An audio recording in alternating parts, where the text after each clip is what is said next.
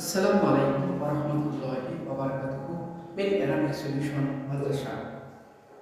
প্রিয় অষ্টম শ্রেণীর ছাত্রছাত্রীরা বন্ধুরা, আপনাদের আজকের বিষয় হলো তালিল শিক্ষা। ওটা হলো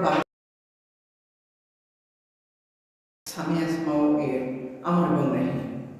বাবে সামিয়া ইসমাউ এর আমর এবং নাহি এটা হলো মতাল আইন, মধ্যের অক্ষরে যদি ওয়া বা ইয়া যদি থাকে আর সেটা যদি বাবে সামিয়া থেকে ব্যবহার হয় তাহলে তার আমরটা আসলে কি হবে এবং খাপ এটা মূলত কি ছিল। আমরা জানি বাবে সামিয়া ইসমাউ আমর হলো ইসমা ইসমা ইসমা। তাহলে আমরা এখানে মূল অক্ষর কি পেয়েছি? খাওয়ান খাওয়ান মূল অক্ষর পেয়েছি, খাওয়ান মূল অক্ষর পেয়েছি। তাহলে আলহামদুলিল্লাহ মধ্যের অক্ষর। এখন এখানে যে এরাব রয়েছে আমরা সেই এরাবটা বসাচ্ছি, অর্থাৎ এখানে জের আছে জের দিলাম, সেকেন্ড আছে সেকেন্ড দিলাম, জবর দিলাম সেকেন্ড দিলাম, এখন এখন বিষয়টা আমরা জানি যে হরফে সাকিন এবং হরফে যাব এইটি কিন্তু সরববিদদের কাছে অসহ্য যাতনার অসহ্য যাতনার বিষয়, অসহনীয় যাতনার বিষয়। তো এই ওয়ান জবরটা আমরা এখানে হরফে সাইডে ছিল এবং সেকেন্ডটা আমরা হরফে এলতে দিই। এটি খুবই সহজ। এখানে আমরা জবর দিব, সেকেন্ডটা এখানে দিলাম আর ফার্স্ট সেকেন্ড আসি, তাহলে কি হলো? এখাও এখাও এখানে দুই সেকেন্ড একত্রিত হওয়াতে কি হলো?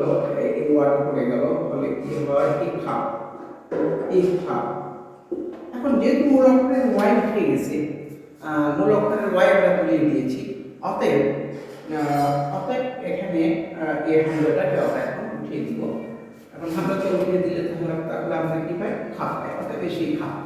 এখন এই খাপ দিয়ে আমরা আমার হাতের মারুফের গর্দান দিই। জি, আমার হাতের মারুফের গর্দান দিই কিসের ওজনে? ইফআল ইফআলা ইফআলু ইফআলি ইফআলা ইফআলু। খাপ খাফা খাফু, শেষের দিকে শেষের অবস্থা শুধু আপনাদের খেয়াল করতে হবে, আমাদের খেয়াল করতে হবে। খাপ খাফা খাফু খাফি খাফা খাপনা। জি, ৬ নম্বর সেটা হলো খাপনা। জি, খাপনা। এখন এই ৬ নম্বর সেটা আসলে মূলত কি ছিল?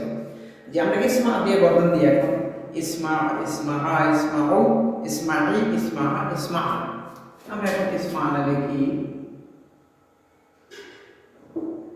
ইসমা না। এখন আমরা এই খাওয়ান দিয়ে এক ওয়াবনা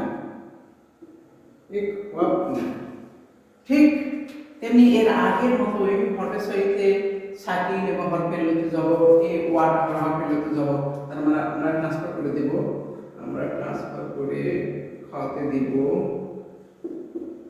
জি, তাহলে জবর দিই, এখানে সাকিনের পাশে নেই, ৫ সাকিন আছে, জবর এই খাও না। যে এই খাও না আমরা আসলে দুই সেকেন্ড একত্রিত হওয়াতে আমরা কি করব? এই ওয়ার্ডটা উঠিয়ে দিলাম। জি, ওয়ার্ডটা উঠে দেওয়ার কারণে কি হয়? জি, খাপ না হয়, খাপ না হয়। আর আমরা তো এই মূল অক্ষরে ওয়াই যেহেতু তুলে দিয়েছি, অতএব এখানে আমরা এই হামজাটা আমল গঠনের জন্য আমরা যে হামজা দিয়েছিলাম সেটা করে দেব, ফলে এইভাবে খাপ না হবে। মাশাআল্লাহ। তাহলে খাপ না অর্থটা কি? খাপ অর্থ হলো তুমি একজন স্ত্রী ভয় করো, তুমি একজন পুরুষ ভয় করো। আর খাপ না এটা হলো জমান মুয়ান্নাস হাদির। জমানাস হাদির সেটা তাহলে অর্থটা কি হচ্ছে? তোমরা সকল স্ত্রী ভয় করো, তোমরা সকল স্ত্রী ভয় করো। মাশাআল্লাহ। তাহলে এর ভিতরে কি জমি লুকিয়ে আছে? আমরা যদি বাক্যটি যদি তারকিব করি, যে খাপনা এটা যদি আমরা যদি তারকিব করি, তাহলে আমরা ফেল, জি ফেল, আর এর ভিতরে কি আছে? আনতুমনা ফাইল। এখন ফেল যোগ ফাইল সমান জুমলাতুন ফেল। তো মাশাআল্লাহ আমরা তারকিব করে দিলাম। আর এই খাপের ভিতরে কি আছে? এই খাপের ভিতরে প্রথম আনতা আছে, তাহলে খাপ ফেল আনতা ফাইল ফেল ফেল জুমলা ফেল। আমরা আমরের গঠন শিখলাম, তো আপনারা বলবেন যে শুধু আমার হাজিরির পর্দাগুলো শিখে দিচ্ছেন, আমার গায়েবটা লিয়ে খাপ লিয়ে খাপ লিয়ে খাপ লেতা খাপ লেতা খাপ লিয়ে খাপ লিয়া খাপ লেতা খাপ, অর্থাৎ আমার হাজির যদি কেউ যদি তালিম করে তাহলে সেটা আমার গায়েব ঠিক ওই সিস্টেমই হয়ে যায়, কোনো সমস্যা হয় না। সমস্যা হয় শুধু 1 নম্বর সেকেন্ড এবং 6 নম্বর সেকেন্ড। 1 নম্বর সেকেন্ড এবং 6 নম্বর সেকেন্ড যদি আমরা তালিম শিখি তাহলে আর কোনো বাধা থাকবে না। তো মাশাআল্লাহ আমরা আমল করতে আমরা শিখলাম, এখন লা তাখাফ নাহি নাহি আমাদের তালিমটা শিখলাম, এখন নাহি এর তালিমটা শিখলাম। কি লা তাসমা, লা লা তাসমা, জি লা তাসমা, তাহলে লা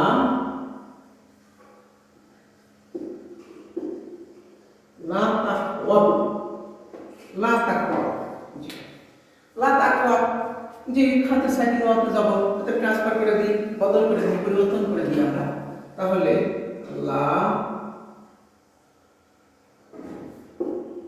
এখানে এই জবরটা আমরা একবার পার করি, আর সেকেন্ড করে যায় খাতে সাইকেল তো আসি, তাহলে লা